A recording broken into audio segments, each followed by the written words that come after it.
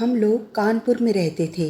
मेरा छोटा बेटा राजीव अपनी पत्नी और बच्चों के साथ हमारे संग रहता था और हमारा बड़ा बेटा बच्चों के साथ सूरत रहता था। कानपुर में ही हमारे पड़ोस में शर्मा जी सपरिवार रहते थे। उनके यहाँ हमारा आना जाना अच्छा खासा था। एक दिन मेरे बड़े बेटे का सूरत से फ़ोन आया। बोला, मम्मी पापा आप कुछ दिनों के लिए हमारे यहाँ सूरत आ जाइए, मैं आप लोगों को लेने कानपुर आ रहा हूँ। मैं और हमारे साहब बड़े बेटे संजीव के साथ सूरत चले गए। वहाँ हम लोगों को 6-7 महीने लग गए। उसी बीच कानपुर से मेरे छोटे बेटे राजीव का फ़ोन आया। उसने हम लोगों को बताया कि पड़ोस वाले शर्मा अंकल नहीं रहे, उनको हार्ट अटैक आया था, उसी में चल बसे। सुनकर मुझे बहुत दुख हुआ। जब हम लोग कानपुर अपने छोटे बेटे के पास वापस आए तो 2-4 दिन बाद मैं शाम को शर्मा जी के घर उन लोगों से मिलने उनके घर चली गई।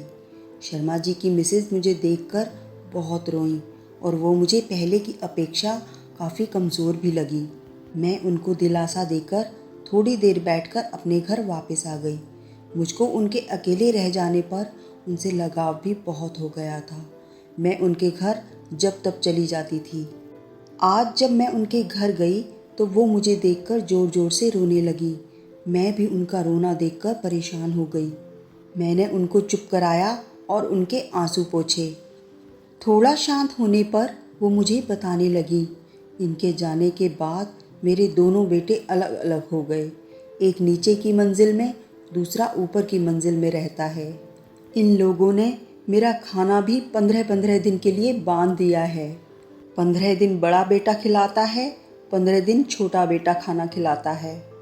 अब इन लोगों ने 15-15 दिन के लिए आपस में ही तय कर लिया है। जब महीना 31 का होता है तब बड़ी मुश्किल होती है। उस दिन न खाना न पीना। आज 31 तारीख है। सुबह से मैं भूखी प्यासी बैठी हूँ। अभी तक खाना तो दूर, चाय तक नसीब नहीं हुई है। छोटी बहू को बुलाकर चाय के लिए कहा भी, वो कहने लगी, अम्मा कल 1 तारीख से हम तुमको खाना देंगे, आज हमारी बारी नहीं है।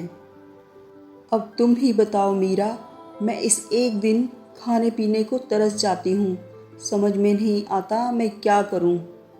मुझे उनकी बातें सुनकर बहुत सदमा लगा। मैं सोचने लगी, माँ अपने बच्चों को इतने लाड़ प्यार से पालती है, अपने बच्चों को खाना खिलाकर खुद खाना खाती है, और जब बच्चे बड़े हो जाते हैं तो अपने माँ बाप को खाना भी नहीं खिला पाते हैं, अपनी अपनी बारी बांध लेते हैं। मुझे उनके लिए बहुत दुख हो रहा था कि वो बेचारी भूखी प्यासी बैठी हैं, उनके बच्चों को कोई मतलब नहीं है। उस दिन तो मैं उनको बहलाकर अपने घर ले आई। मैंने उनसे कहा, थोड़ा बाहर निकलोगी तो आपका मन भी बहलेगा। घर लाकर पहले मैंने उनको खाना दिया। थोड़ा ना नुकुर के बाद उन्होंने खाना खा लिया। बाद में हम दोनों ने चाय पी। 1-1.5 घंटे वो हमारे घर रहीं। फिर उसके बाद मैं उनको उनके घर छोड़ आई।